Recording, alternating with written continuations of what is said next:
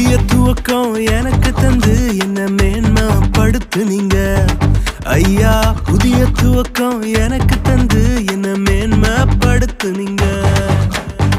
கழிப்பின் சத்தமும் மகிழ்ச்சியின் சத்தமும் திரும்ப கேட்க பண்ணீங்க.